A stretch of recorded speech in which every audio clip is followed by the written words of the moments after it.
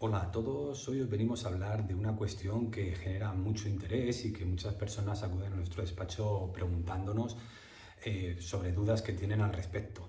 Hoy os voy a hablar sobre la solicitud de asilo en España, la protección internacional que encuadra tanto la solicitud de asilo como razones humanitarias. Bien,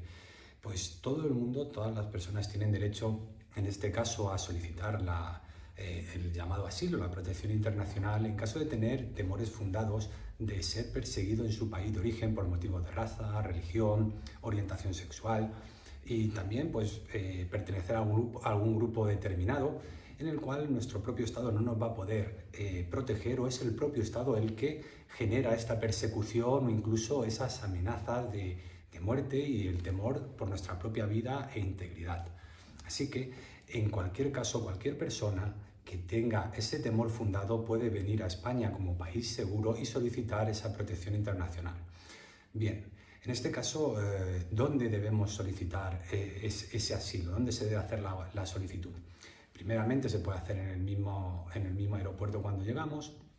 o en las comisarías de policía, o en la oficina de asilo y refugio.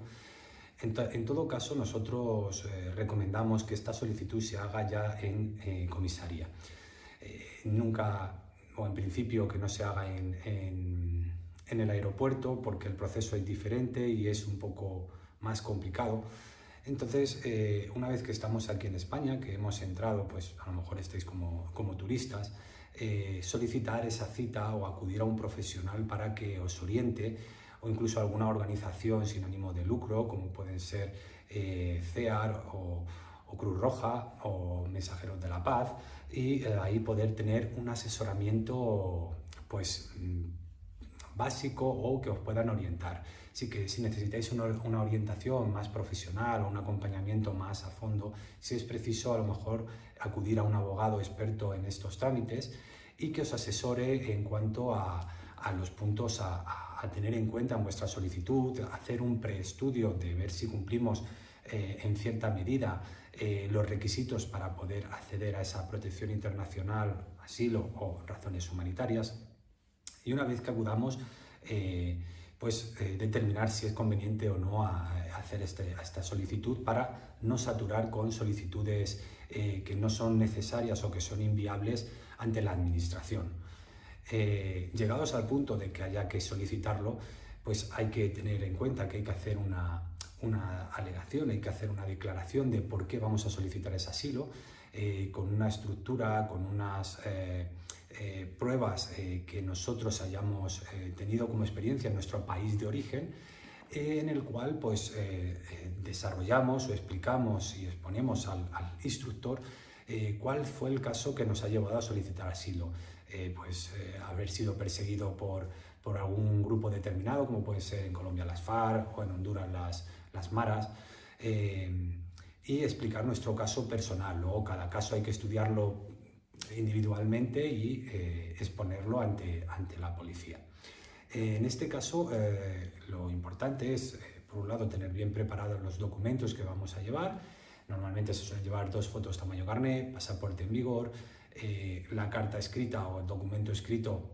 relatando nuestro caso, y también es importante llevar algún tipo de pruebas sobre los hechos que han acontecido y que nos han llevado a venir a España para poder solicitar este asilo.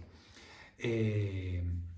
un primer momento haremos la declaración ante los instructores y ahí pueden darse 2 casos. Tener un manifiesto de voluntad de solicitar asilo, que es un documento que nos permitirá seguir estando en España hasta que se realice la entrevista, o en esa primera cita que ya nos hagan la misma entrevista, ya nos haga la propia entrevista el instructor del caso. En este caso, si se nos hiciera en la primera cita o en la segunda la entrevista, ahí es donde os van a dar la tan conocida hoja blanca con vuestra foto, vuestro número de NIE, y esta hoja tiene una serie de datos vuestros, domicilio, y tendrá una validez de unos 9 meses, en la cual tendréis que volver a renovar, y os permitirá, entre otras cosas, estar en España, tener acceso a la sanidad pública, acceso a la educación, y se podrá solicitar individualmente o como unidad familiar si venimos un grupo familiar. También es importante tener en cuenta que esta hoja os da acceso a los 6 meses a un permiso de trabajo, que no tiene limitación geográfica, se puede trabajar en cualquier zona de España y sin ningún tipo de limitación en cuanto a horas. Una vez que lleguéis a la fecha de renovación de trabajo, podéis daros de alta sin ningún problema en el trabajo que os quieran contratar, y llegado a la fecha de renovación, como os dijo Policía, tendríais que solicitar cita para volver a renovar y ahí ya ver si os renuevan, si os lo conceden el asilo, si no os lo conceden y os lo deniegan, o si se renueva y tenéis que continuar en este estado de solicitante. En caso de denegación, tener en cuenta, nosotros ya hemos grabado algún vídeo muy importante sobre los recursos, vuestro derecho a recurrir para que se vuelva a estudiar el expediente. En caso de creer o de tener esos temores fundados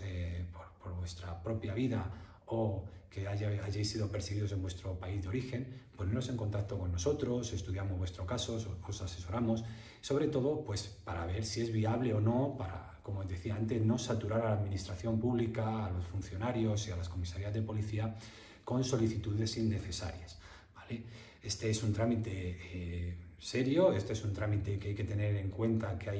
hay que tener unos derechos, pero también tiene unas obligaciones y que no se puede solicitar por solicitar. En este caso es bueno tener